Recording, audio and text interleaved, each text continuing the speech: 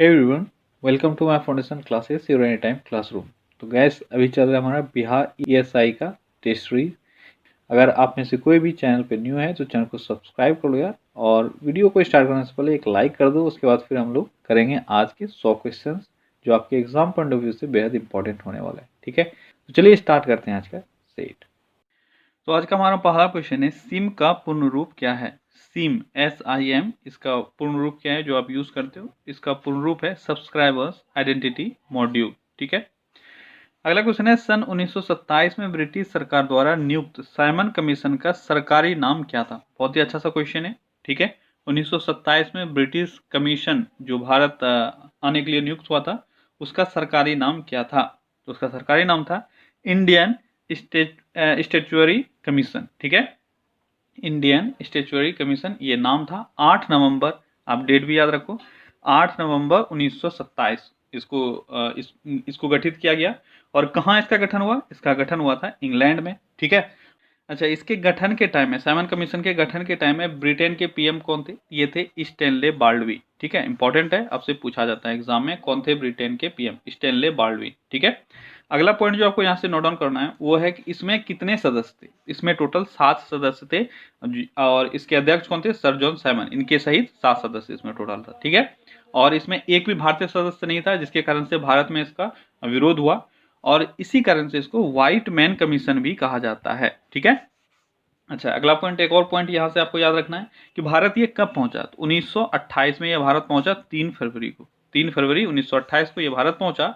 आगे आपको याद रखना है कि 30 अक्टूबर 1928, ठीक है, फरवरी में ये आया और अक्टूबर में इसका विरोध चालू हुआ। और इसी विरोध में, विरोध तो देखो हो ही रहा था, लेकिन प्रदर्शन बहुत बोल सकते हो ना, बहुत सीवियर प्रदर्शन चालू हुआ। और 30 अक्टूबर 1928 को ही लाला लाजपत राय को पुलिस की लाठी पड़ी, जिसमें उनको गंभीर चोटें आई और कुछ दिन बाद उनकी मृत्यु हो गई। तो ये सबसे इंपॉर्टेंट डेट है जिस दिन लाला लाजपत राय को लाठी पड़ा था। ठीक है, ये सारे एक सर्कमस्टांसेस तैयार करते हैं किस चीज के लिए? साइमन कमीशन को वापस जाने पर मजबूर करने के लिए। ठीक है, अच्छा, यहां से एक और चीज याद रखना है कि भारत में तो मैक्सिमम जितने भी पॉलिटिकल पार्टीज वगैरह जो भी थे सब ने विरोध किया, लेकिन 2 ऐसा पार्टी था जिसने विरोध नहीं किया। ये जो बीपीएससी वाले स्टूडेंट जो देखते हो उनके लिए बेहद इंपॉर्टेंट है, याद रखना कि 2 दल ऐसा था जिसने विरोध नहीं किया। वो है जस्टिस पार्टी, ठीक है, जस्टिस पार्टी, और दूसरा है पंजाब यूनियनिस्ट पार्टी। ठीक है, पंजाब यूनियनिस्ट पार्टी। ठीक है, तो 2 ऐसे पार्टी जिसने साइमन कमीशन का विरोध नहीं किया, वो है जस्टिस पार्टी और पंजाब यूनियनिस्ट पार्टी। ठीक है, ये सारी चीजें आपको याद रखना है। अच्छा, एक और चीज आपको याद रखना है, साइमन कमीशन का रिपोर्ट कब प्रकाशित हुआ? 1930 में। 27 से 30 तक का सारा कहानी आपको मैंने बता दिया। आई होप कि इससे बाहर अब आपसे एग्जाम में क्वेश्चन नहीं पूछा जाएगा। अगला क्वेश्चन है, चट्टान काटकर बनाया हुआ कैलाश का सुप्रसिद्ध मंदिर निम्नलिखित स्थान पर है। चट्टान को काटकर बनाया हुआ कैलाश का मंदिर ये कहाँ स्थित है? तो ये स्थित है एलोरा में। ठीक है, अगला क्वेश्चन है, जालियांवाला बाग हत्याकांड का बदला लेने के लिए निम्नलिखित में से किस व्यक्ति ने इंग्लैंड में जाकर जनरल डायर को गोली मारकर हत्या कर दी। तो जनरल डायर की हत्या किसके द्वारा की गई थी? ये की गई थी किसके द्वारा? उधम सिंह के द्वारा। कब किया गया था? 1940 में। ठीक है, 13 अप्रैल 1919 को जालियांवाला हत्याकांड हुआ था। इसका जिम्मेवार जो उधम सिंह मानते थे वो जनरल डायर को मानते थे, इसी कारण से ये इंग्लैंड तक पहुंच गए उनको मारने के लिए। ठीक है, चलिए बढ़ते हैं आगे। अगला क्वेश्चन है, सरदार वल्लभ भाई पटेल की तुलना निम्नलिखित में से की जाती है। सरदार वल्लभ भाई पटेल की तुलना किनसे की जाती है? किससे की जाती है? ये की जाती है बिस्मार्क से। किससे की जाती है? बिस्मार्क से। ठीक है, अगला क्वेश्चन है, किस देश को पैगोडा की भूमि कहा जाता है? पैगोडा की भूमि किस देश को कहते हैं? ये कहते हैं म्यांमार को। इसको कहते हैं पैगोडा की भूमि? म्यांमार को। ठीक है, अगला क्वेश्चन है, निम्नलिखित में से राज्यों की कौन सी जोड़ी ऐसी है जिनकी सीमाएं नेपाल और भूटान दोनों से मिलती है? नेपाल और भूटान दोनों से मिलने वाले राज्यों का समूह आपको बताना है। कौन सा है? देखो, मैं बार बार बोलता हूँ, ये सारी चीजें आपका मैप से ही क्लियर होगा।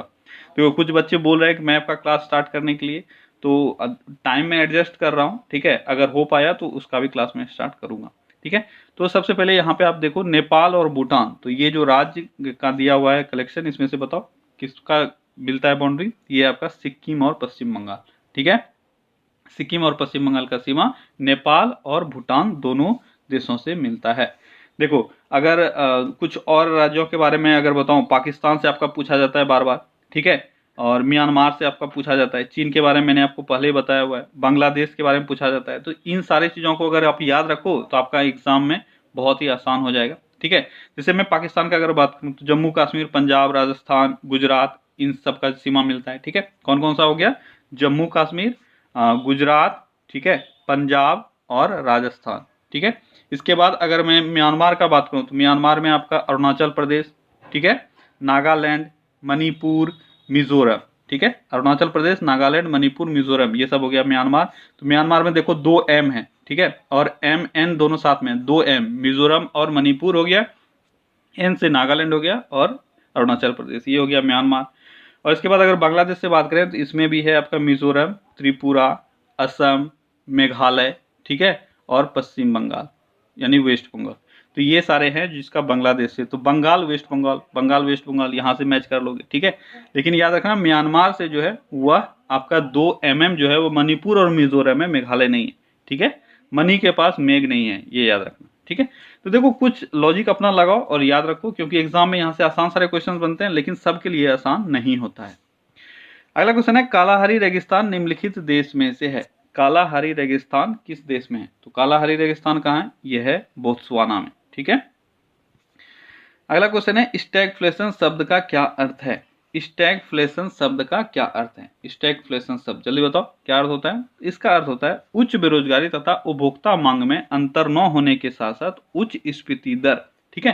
देखो एक ऐसा कंडीशन, ये आपका इकोनॉमिक्स से क्वेश्चन है, एक ऐसा कंडीशन जहां पे आपका इन्फ्लेशन भी हो और बेरोजगारी भी हो, ये दोनों एक दूसरे से अपोजिट है, ठीक है। जिसको भी थोड़ा सा इकोनॉमिक्स का नॉलेज है उनको ये पता होगा कि अगर इन्फ्लेशन बढ़ता है तो रोजगार बढ़ता है, क्योंकि मार्केट में बहुत अधिक पैसे हैं तो आप कोई भी बिजनेस स्टार्ट कर सकते हो, ठीक है। इन्फ्लेशन बढ़ने के साथ साथ रोजगार बढ़ता है, लेकिन इन्फ्लेशन बढ़ने के साथ साथ अगर बेरोजगारी यानी अनएम्प्लॉयमेंट भी बढ़े, ठीक है, तो इसको हम लोग बोलते हैं स्टैगफ्लेशन। ये एक ही इकोनॉमी में एक ही साथ हो सकता है अलग अलग पार्ट्स में, ठीक है।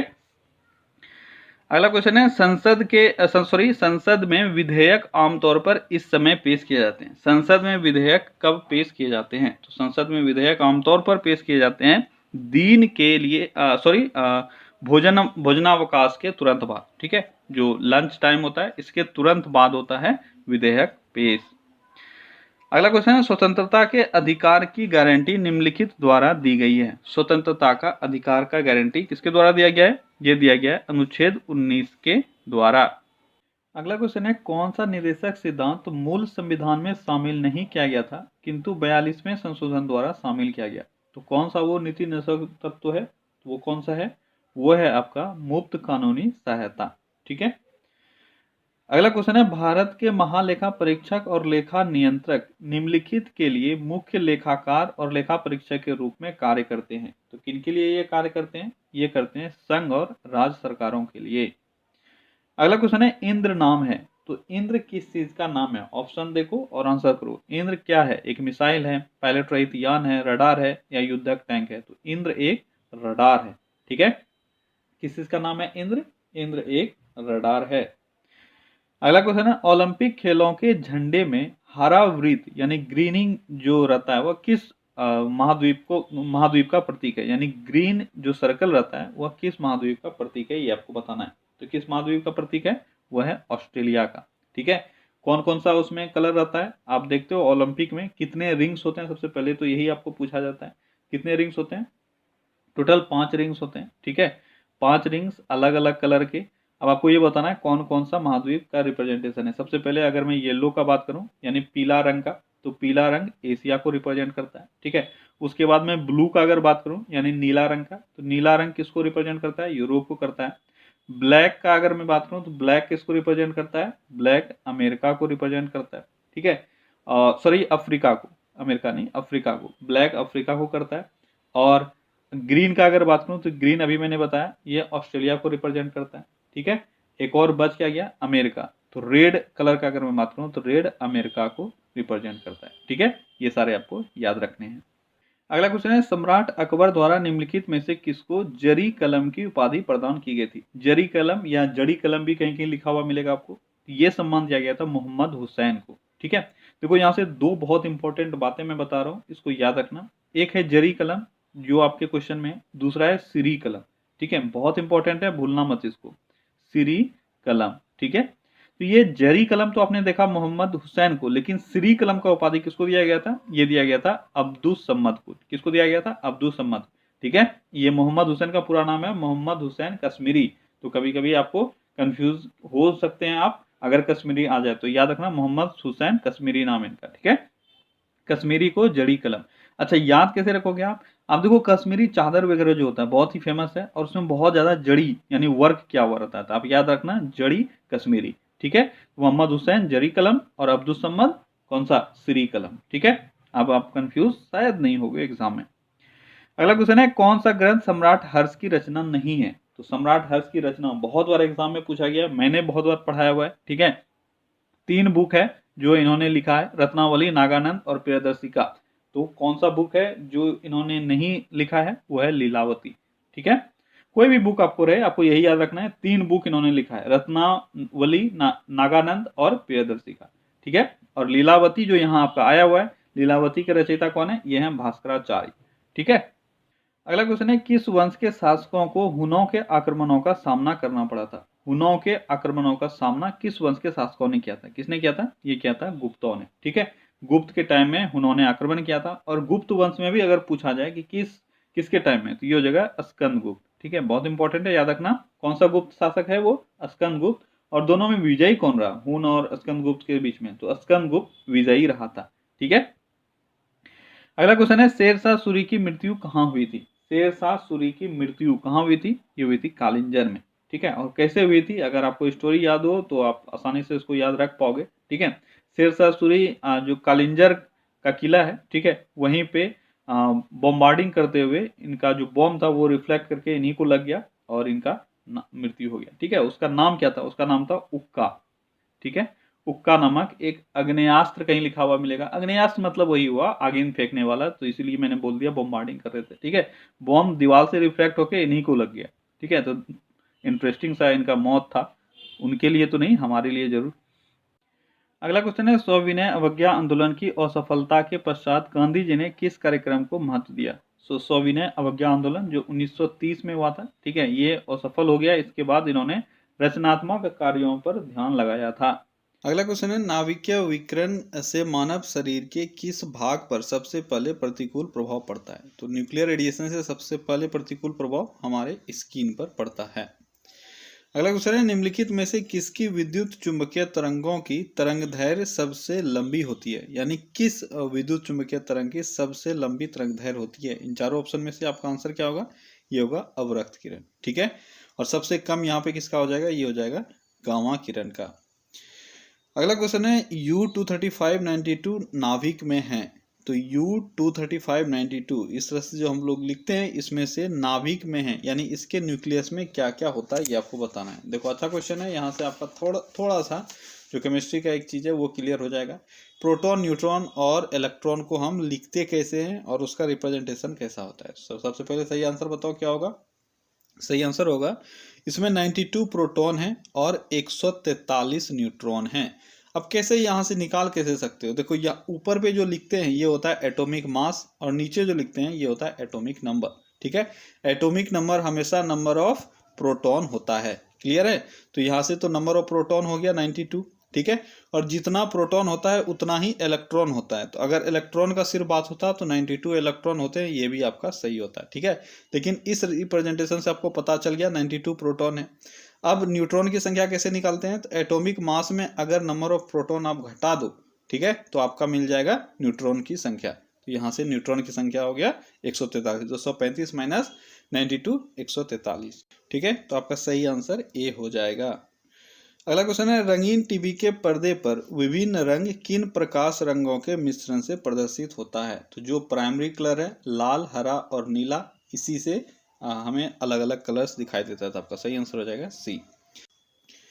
अगला क्वेश्चन है, कार्बन की न्यूनतम मात्रा होती है, तो इन चारों ऑप्शन में से बताओ लीस्ट कार्बन कंटेंट किस में होता है? तो बहुत लोगों को ये लग रहा होगा कि स्टील में यानी इस्पात में सबसे कम कार्बन होता है, लेकिन आपका आंसर गलत है। सबसे कम कार्बन जो है वो पीटवा लोहा या रॉट आयन में होता है, ठीक है।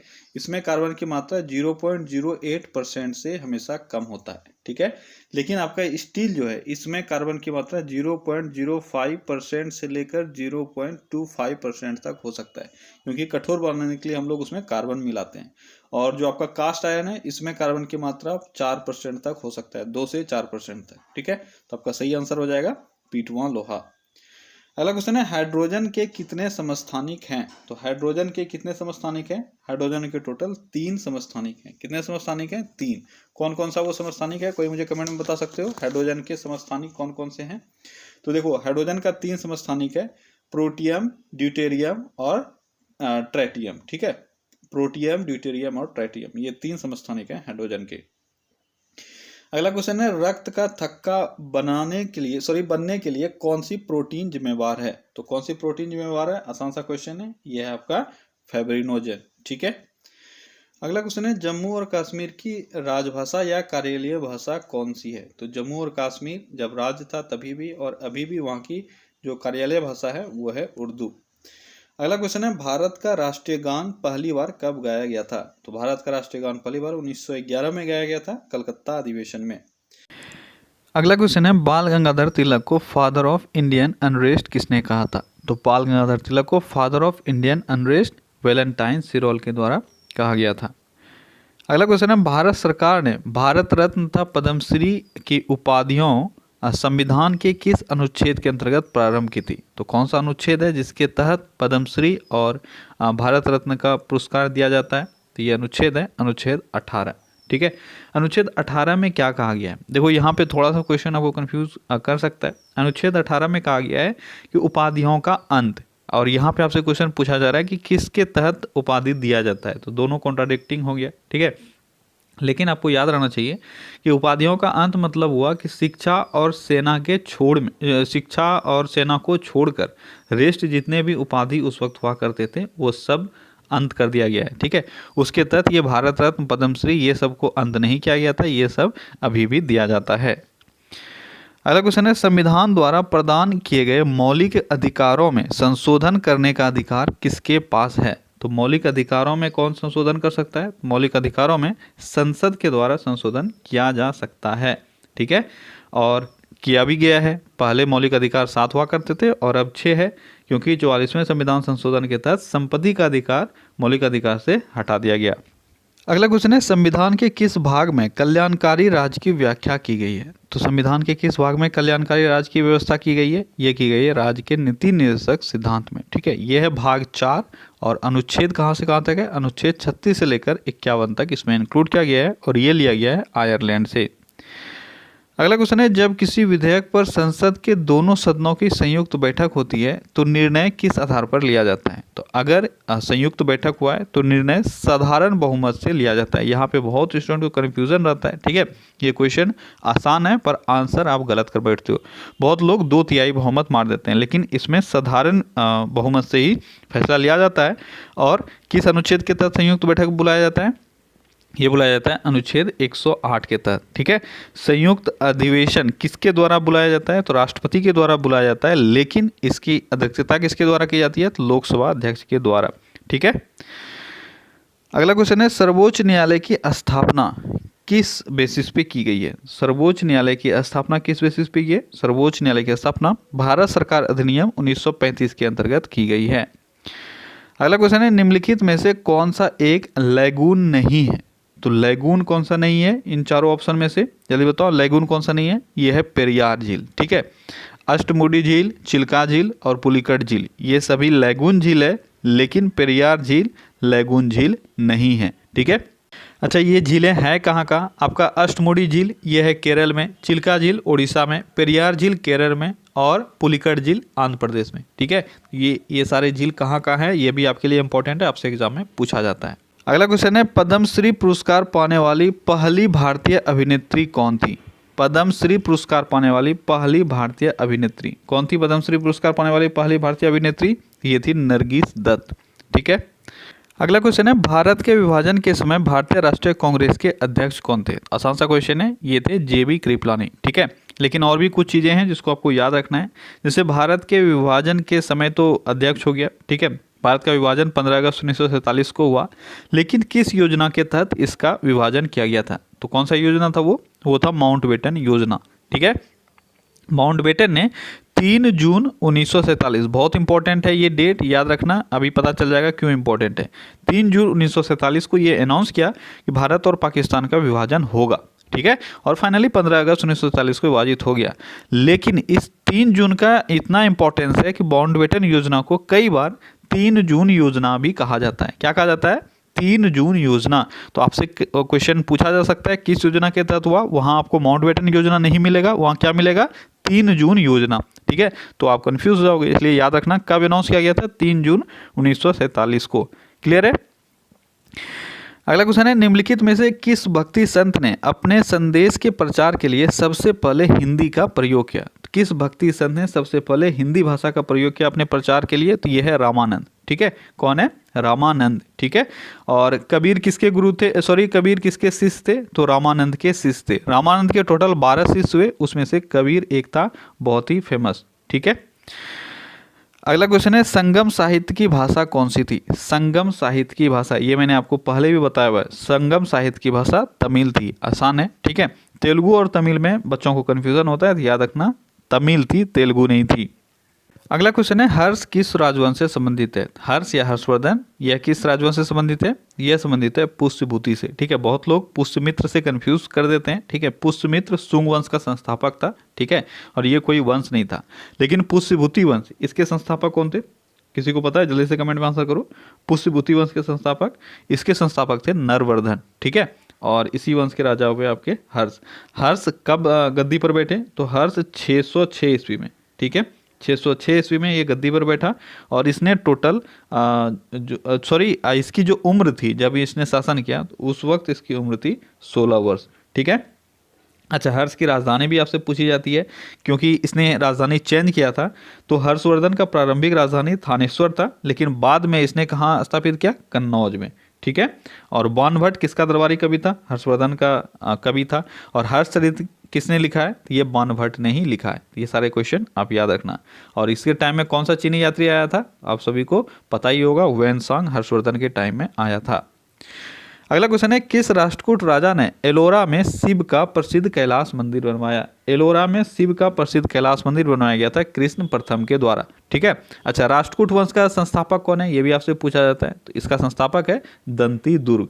ठीक है, अच्छा, राष्ट्रकूट वंश की राजधानी कहाँ थी? तो इसकी राजधानी थी मानिकखेड़। ठीक है, देखो बीच बीच में जो आ रहा है मैं कोशिश कर रहा हूँ, अगर मुझे याद आ जाता है कि बता दूं तो बता देता हूँ। ठीक है, इसको याद करते जाना, क्योंकि ये सारे क्वेश्चंस बहुत ही आसान सारे क्वेश्चंस हैं, और एग्जाम में आप आसानी से मार्क्स यहाँ से उठा सकते हो। ठीक है, अगला क्वेश्चन है, संसार प्रसिद्ध मोर सिंहासन किस मुगल इमारत में रखा है? तो रखा गया था। ठीक है, रखा है नहीं। ठीक है, मोर सिंहासन शाहजहां ने बनवाया था, और इसको रखा गया था दिल्ली के लाल किले के दीवाने आम में। ठीक है, कहाँ रखा गया था? दिल्ली के लाल किले के दीवाने आम में। ठीक है, और इसको लेकर कौन गया? 1739 में नादिर शाह ने अटैक किया, और मोर सिंहासन भारत से लेकर भाग गया। अगला क्वेश्चन है, शिवाजी के बाद इनमें से कौन गुरिल्ला युद्ध विद्या में एक बड़ा पथ प्रदर्शक माना जाता है? शिवाजी के बाद, शिवाजी तो प्रथम है ही गुरिल्ला विद्या में प्रसिद्ध। ठीक है, लेकिन शिवाजी के बाद किसको माना जाता है? किसको माना जाता है? ये है बाजीराव प्रथम। अगला क्वेश्चन है, समताप मंडल को जेट विमानों की उड़ान के लिए आदर्श माना जाता है, क्यों समताप मंडल को जेट विमानों के लिए आदर्श माना जाता है? जल्दी बताओ, क्या कारण हो सकता है? तो इसका कारण है यह इस परत में बादल तथा अन्य मौसमी घटनाएं नहीं होती है। सबसे बड़ा मेजर कारण इसका यही है। अगला क्वेश्चन है, संसार में पारे का सबसे बड़ा उत्पादक कौन सा देश है? पारे का यानी मरकरी का वर्ल्ड में सबसे बड़ा उत्पादक देश जो है वह है चीन। ठीक है, कौन सा देश है? वह है चीन, जो सबसे ज्यादा मरकरी प्रोड्यूस करता है। अगला क्वेश्चन है, कपास का रेशा पौधे के डैश से प्राप्त किया जाता है? तो कपास का रेशा पौधे के किस भाग से प्राप्त किया जाता है? तो ये किया जाता है पौधे के फल से। अगला क्वेश्चन है, भारत का उत्तर की ओर सबसे सुदूर बिंदु कौन सा है? तो उत्तर की ओर सबसे सुदूर बिंदु भारत में कौन सा है? ये है आपका 37 डिग्री 6 मिनट उत्तरी अक्षांश। ठीक है, आपका सही आंसर होगा सी। आप जानते हो अक्षांशीय विस्तार, अक्षांशीय विस्तार कितना होता है? 8 डिग्री 4 मिनट से लेकर 37 डिग्री 6 मिनट। ठीक है, 37 डिग्री 6 मिनट तक। ठीक है, और देशांतरीय विस्तार क्या होता है? देशांतरीय विस्तार होता है 68 डिग्री 7 मिनट से लेकर 97 डिग्री 25 मिनट। ठीक है, ईस्ट, इसमें ईस्ट होगा, उसमें नॉर्थ होगा। अगला क्वेश्चन है, ग्रीष्मकालीन मानसून किस क्षेत्र में सर्वप्रथम पहुंचता है? ग्रीष्मकालीन मानसून सर्वप्रथम किस क्षेत्र में पहुंचता है? तो किस क्षेत्र में ग्रीष्मकालीन मानसून सबसे पहले पहुंचता है? ये पहुंचता है पश्चिमी घाट में। ठीक है, ग्रीष्मकालीन मानसून सबसे पहले पश्चिमी घाट में पहुंचता है। अगला क्वेश्चन है, कौन सी मिट्टी की अधिक जल धारण क्षमता के कारण सिंचाई की आवश्यकता कम होती है? कौन सी मिट्टी है? पहले भी मैंने आपको बताया हुआ है, ये मिट्टी है आपकी काली मिट्टी। ठीक है, अगला क्वेश्चन है, ईस्ट इंडिया कंपनी की स्थापना किसके काल में हुई? ईस्ट इंडिया कंपनी की स्थापना किसके काल में हुई? अब देखो, शाहजहां के काल में, रंजीत सिंह के काल में, जहांगीर के काल में, इनमें से किसी के काल में नहीं। आपका सही आंसर हो जाएगा इनमें से किसी के काल में नहीं। क्यों?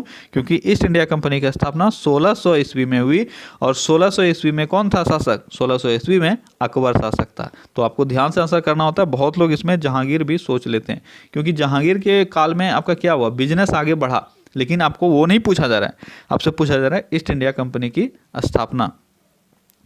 अगला क्वेश्चन है, शिमला समझौता हुआ था, तो शिमला समझौता किन दो देशों के बीच हुआ था? शिमला समझौता हुआ था भारत और पाकिस्तान के बीच। अगला क्वेश्चन है, निम्नलिखित में से किस युद्ध के साथ सही अर्थों में भारत में मुगल साम्राज्य प्रारंभ हुआ? अब देखो, ये बहुत ही कंफ्यूजिंग क्वेश्चन है। ठीक है, आंसर होगा आपका पानीपत का दूसरा युद्ध। अब बहुतों को लग रहा है पानीपत का प्रथम युद्ध होगा, तो बिल्कुल सही। मुगल वंश की स्थापना जो हुई वो पानीपत के प्रथम युद्ध से हुआ। ठीक है, कब? 1526 ईस्वी में। लेकिन आप सभी को पता है 1526 से लेकर 30 तक कौन रहा? यहाँ बाबर रहे। उसके बाद फिर हुमायूं आ गया। हुमायूं ने कुछ सालों तक शासन किया। उसके बाद फिर क्या हुआ? 39 में हुमायूं का शासन खत्म हो गया, और 40 से लेकर आपके 55 तक, ठीक है, 40 से लेकर 55 तक यहाँ पे शासन किसका रहा? शेरशाह सूरी का, यानी हुमायूं ने निर्वासित जीवन जिया था। फिर हुमायूं वापस आया 55 में। ठीक है, लेकिन उस वक्त कुछ ही भाग को इसने जीता। ठीक है, जिसके कारण से ये थोड़ा सा स्टेबल हो पाया, जिसको सरहिंद का युद्ध कहते हैं, 55 में हुआ। उसके बाद 56 में, ठीक है, 1556 ईस्वी में जब पानीपत की दूसरी लड़ाई हुई, उसके बाद से लेकर जब तक मुगल वंश रहा, तब तक एक सही मायने में और मजबूत शासन की स्थापना हो पाई थी। ठीक है, इस कारण से आप क्वेश्चन को ध्यान से पढ़ो, सही अर्थों में।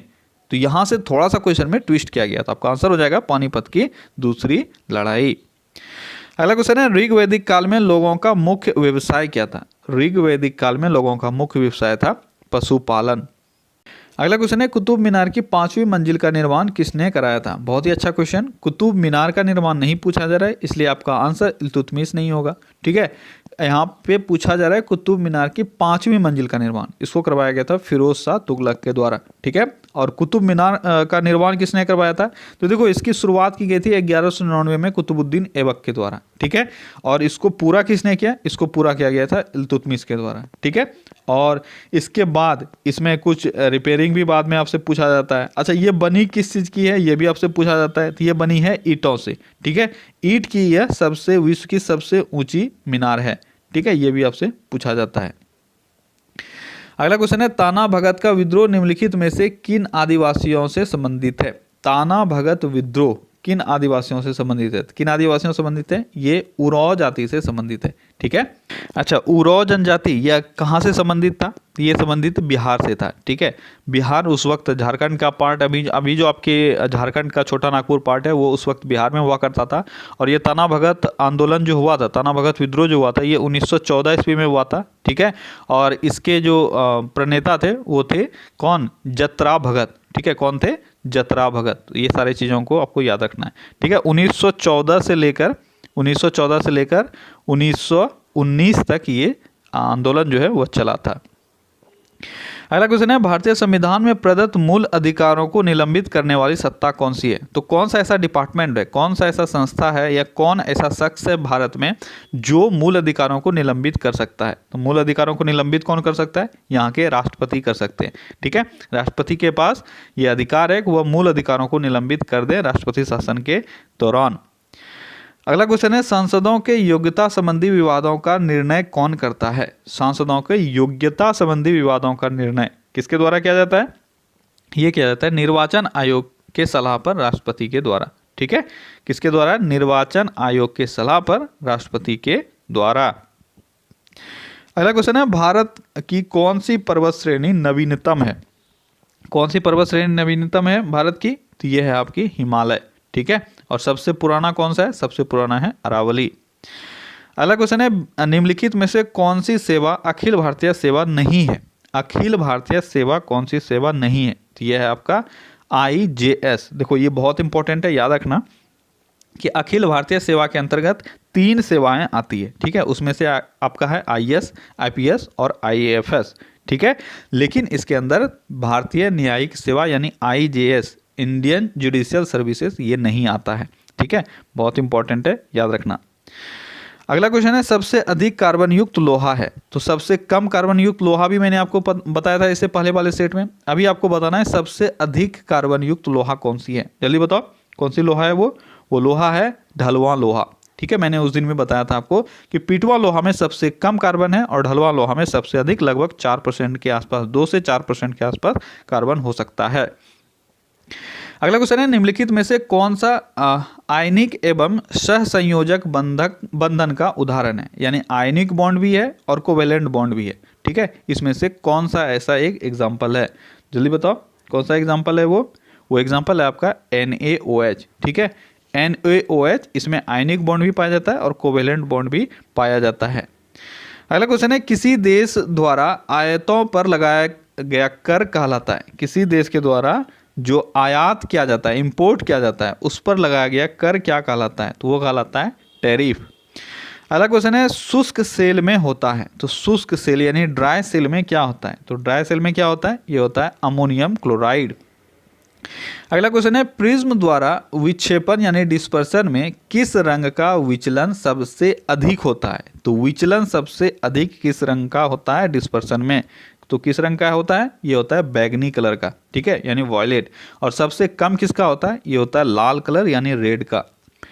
अगला क्वेश्चन है, निम्नलिखित में से अस्थायी कण कौन सा है? एक अस्थायी कण कौन सा है? इनमें से एक अस्थायी कण ये है आपका न्यूट्रॉन। ठीक है, प्रोटॉन, इलेक्ट्रॉन, अल्फा कण और न्यूट्रॉन, इन सब में से अस्थायी कण है न्यूट्रॉन। पर देखो यहाँ पे एक बहुत ही इंटरेस्टिंग सा फैक्ट है, न्यूट्रॉन अगर न्यूक्लियस में है, ठीक है, न्यूक्लियस में है यानी प्रोटॉन के साथ है, तो ये स्टेबल रहता है। लेकिन जैसे ही ये न्यूक्लियस से बाहर आएगा, ये बहुत अधिक यानी हाईली अनस्टेबल हो जाता है। ठीक है, तो ये भी आपको याद रखना है।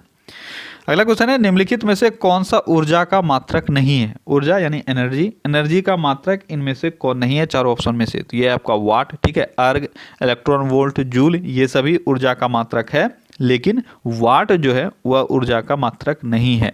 ठीक है। अगला क्वेश्चन है, ऑस्ट्रेलिया की राष्ट्रीय विमान सेवा का क्या नाम है? ऑस्ट्रेलिया की राष्ट्रीय विमान सेवा का नाम क्या है? यह है क्वेंटॉस। ठीक है, ऑस्ट्रेलिया की राष्ट्रीय विमान सेवा का नाम है क्वेंटॉस। और ऑस्ट्रेलिया की समाचार एजेंसी का नाम क्या है? यह है AAP। ठीक है। अगला क्वेश्चन है, हैंडबॉल की प्रत्येक टीम में खिलाड़ियों की संख्या कितनी होती है? हैंडबॉल के प्रत्येक टीम में खिलाड़ियों की संख्या कितनी होती है? ये होती है 12। ठीक है। अच्छा, कुछ और खेल है जिसका आपसे बार बार पूछा जाता है। हैंडबॉल जैसे यहाँ आपने देखा 12 है, उसी तरह से कबड्डी पूछा जाता है, कबड्डी में होता है 7। ठीक है, बेसबॉल में 9। ठीक है, और फुटबॉल में अगर पूछा जाए तो 11, लेकिन रग्बी फुटबॉल में अगर पूछा जाए तो 15। ठीक है, और पोलो में अगर पूछा जाए तो पोलो में 4। तो इस तरह के क्वेश्चंस भी आपसे पूछे जाते हैं। अगला क्वेश्चन है, निम्नलिखित में से कौन सी संसदीय कार्यविधि भारतवर्ष की देन है? संसदीय कार्यविधि जो भारत ने दिया है वह है शून्यकाल यानी 0 आवर। अगला क्वेश्चन है, श्रेष्ठ कृति द लास्ट सपर की चित्रकारी किसने की? इससे टफ क्वेश्चन आपके एग्जाम में आ ही नहीं सकता है, ये टफेस्ट क्वेश्चन है। कौन है वो है लियोनार्डो दा विंसी। अगला क्वेश्चन है, इंटरनेशनल प्रेस इंस्टीट्यूट कहाँ स्थित है? इंटरनेशनल प्रेस इंस्टीट्यूट कहाँ स्थित है? ये स्थित है वियना में। इंटरनेशनल प्रेस इंस्टीट्यूट कहाँ स्थित है? ये स्थित है वियना में। अगला क्वेश्चन है, पेशवा वंश की स्थापना की थी? तो पेशवा वंश की स्थापना किसने की थी? पेशवा वंश की स्थापना की गई थी बालाजी विश्वनाथ के द्वारा। ठीक है, बालाजी विश्वनाथ जो बालाजी बाजीराव के पिताजी हुए, उन्होंने ही पेशवा वंश की स्थापना की थी और प्रथम पेशवा भी यही थे। अगला क्वेश्चन है, भारत में गन्ने की सर्वोच्च उत्पादकता है। तो भारत में गन्ने की सर्वोच्च उत्पादकता कहाँ है? तो भारत में गन्ने की सर्वोच्च उत्पादकता है यूपी में, ठीक है। लेकिन यूपी तो आपके ऑप्शन में है ही नहीं, तो जो सेकंड पोजीशन पे वो हो जाएगा आपका आंसर, यानी महाराष्ट्र, ठीक है। आपका सही आंसर होगा महाराष्ट्र। अगला क्वेश्चन है, जैन और बौद्ध धर्म में क्या समानता थी? तो जैन और बौद्ध धर्म में समानता पूछा जा रहा है। क्या था समानता? ये देखो, आत्मा के पुनर्जन्म में विश्वास रखना, वेदों को दैवीय रचना के रूप में स्वीकार करना, जाति प्रथा को मानना और पशु बलि का विरोध। तो बस एक ही चीज दोनों में समान था, पशु बलि का विरोध। अगला क्वेश्चन है, एकता का अर्थ क्या है? एकता प्रथा किसने चलाया था? एकता प्रथा कोई मुझे कमेंट में बताओ। एकता प्रथा किसके द्वारा या एकतादारी प्रथा किसके द्वारा चलाया गया था? तो एकतादारी प्रथा इल्तुतमिश के द्वारा चलाया गया था। लेकिन आपको यहाँ बताना है कि एकता का मतलब क्या था। क्या था एकता का मतलब? तो एकता का मतलब यहाँ पे होता था तनख्वाह के बदले सैनिकों को दिए जाने वाला भू अनुदान, ठीक है। जो सैलरी मिलता है उसके बदले में भू अनुदान दिया जाता था, इसी को बोलते हैं हम लोग एकतादारी प्रथा। अगला क्वेश्चन है, दुअस्पा सी-अस्पा प्रणाली किसने प्रारंभ की थी? दुअस्पा और सी-अस्पा बहुत इंपॉर्टेंट क्वेश्चन है आपके इतिहास से, ठीक है। ये प्रणाली आरंभ की गई थी जहांगीर के द्वारा, ठीक है। और ये संबंधित किस चीज़ से है? दुअस्पा सी-अस्पा, देखो ये जहांगीर के समय में आर्मी से संबंधित था, ठीक है। जिसके पास 2 घोड़े होते थे उसको कहा जाता था दुअस्पा, और जिसके पास 3 घोड़ा होता था उसको कहा जाता था सी-अस्पा, ठीक है। और जिसके पास सिर्फ एक ही घोड़ा होता था उसको यास्पा कहा जाता था। तो ये सारी चीज़ें आपको याद रखना है, जहांगीर से संबंधित है। अगला क्वेश्चन है, टैगा अथवा कौंधारी वन प्रदेश में मिलने वाली सबसे महत्वपूर्ण मृदा कौन सी है? तो टैगा वन प्रदेश में या कौंधारी वन प्रदेश में कोनिकल फॉरेस्ट जो है वहाँ पे आपको मिट्टी किस तरह का मिलता है? तो यह है आपका पॉडजॉल मिट्टी। किस तरह का मिट्टी है? पॉडजॉल मिट्टी। अगला क्वेश्चन है, घाघरा एवं गंडक के दोआब क्षेत्र में किस प्रकार की मिट्टी पाई जाती है? घाघरा और गंडक के दोआब क्षेत्र में आपको बांगर मिट्टी मिलेगी। अगला क्वेश्चन है, लैंगिक जनन करने वाले जीवों में युग्म उत्पन्न करने के लिए किस विधि से कोशिका का विभाजन होता है? देखो 2 तरह के विभाजन मेनली हैं, ये है माइटोसिस और मियोसिस। ये दोनों आपको आना चाहिए क्योंकि इससे अलग अलग क्वेश्चन आपसे पूछा जाता है। तो यहाँ पे आपका आंसर क्या होगा? यहाँ पे आपका आंसर होगा मियोसिस, ठीक है। देखो माइटोसिस और मियोसिस, माइटोसिस जो है वह सोमैटिक सेल में होता है और मियोसिस जो है वह जनन कोशिका या जर्म सेल में होता है, ठीक है। ये दोनों चीज़ें क्लियर है। माइटोसिस में जब डिवीजन होता है तो गुणसूत्रों की संख्या यानी क्रोमोसोम का नंबर वही रहता है जो ओरिजिनली है, लेकिन मियोसिस में जो गुणसूत्रों की संख्या है वह आधी हो जाती है यानी हाफ हो जाती है। ये दूसरा पॉइंट हुआ। तीसरा पॉइंट याद रखना कि माइटोसिस में जो डॉटर सेल्स हैं, ठीक है, या संतान सेल, हिंदी में आपको संतान सेल लिखा रहेगा और इंग्लिश में हम लोग इसको डॉटर सेल बोलते हैं। तो डॉटर सेलों की संख्या जो माइटोसिस में होता है वो होता है 2, क्योंकि क्रोमोसोम वही है, बढ़ गया, ठीक है, तो 2 अलग अलग सेल में बढ़ जाता है। लेकिन मियोसिस में क्या हुआ है? मियोसिस में जो क्रोमोसोमों की संख्या वो आधी हो जाती है और इस कारण से ये 4 भागों में बढ़ जाता है, ठीक है। कितने भागों में?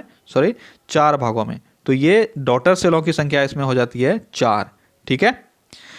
अगला क्वेश्चन है, शुष्क सेल में किस तत्व को कैथोड की तरह इस्तेमाल किया जाता है? शुष्क सेल यानी ड्राई सेल में कैथोड की तरह क्या इस्तेमाल में हम लोग लाते हैं? क्या लाते हैं? हम लोग जिंक को कैथोड की तरह इस्तेमाल में लाते हैं। अगला क्वेश्चन है, वर्तमान में भारत में राष्ट्रीय आय की गणना कौन करता है? तो वर्तमान में भारत में राष्ट्रीय आय की गणना की जाती है CSO के द्वारा, ठीक है। केंद्रीय राष्ट्रीय नहीं होगा, केंद्रीय सांख्यिकी संगठन, ठीक है, यानी CSO, सेंट्रल स्टैटिस्टिकल ऑर्गेनाइजेशन, इसके द्वारा राष्ट्रीय आय की गणना की जाती है। अगला क्वेश्चन है, निम्नलिखित में से कौन सा बहुकोशिकीय प्राणी है? इसमें से कौन सा एक बहुकोशिकीय प्राणी है? तो यह है आपका स्पॉन्ज। अगला क्वेश्चन है, ध्रुवीय क्षेत्रों में हिम रेखा यानी स्नो लाइन स्थित होता है। तो ध्रुवीय क्षेत्रों में स्नो लाइन कहाँ स्थित होता है? तो ध्रुवीय क्षेत्रों में स्नो लाइन समुद्र तल पर स्थित होता है। अगला क्वेश्चन है, बंगाल का विभाजन किस वर्ष हुआ था? बंगाल का विभाजन कब हुआ था?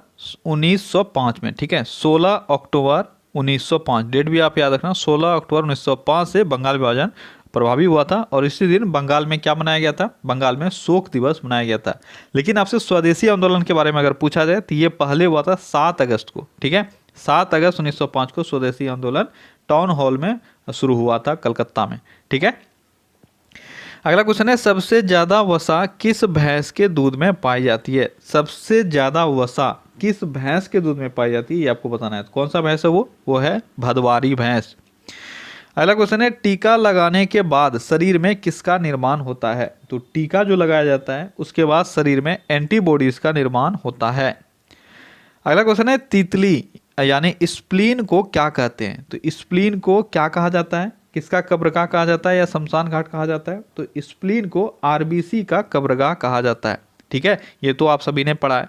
अब यहाँ पे आपका ऑप्शन देखो क्या क्या है, डब्ल्यूबीसी का शमशान घाट, रक्त बैंक और आरबीसी का शमशान घाट। तो इसको दोनों चीज कहा जाता है, ब्लड बैंक भी कहा जाता है और आरबीसी का शमशान घाट भी कहा जाता है। तो आपका सही आंसर हो जाएगा डी। ठीक है, अगला क्वेश्चन है, विश्व की पूरी जनसंख्या में भारत की कुल जनसंख्या कितने प्रतिशत की है? तो विश्व की पूरी जनसंख्या के रेस्पेक्ट में भारत की जनसंख्या कितनी है?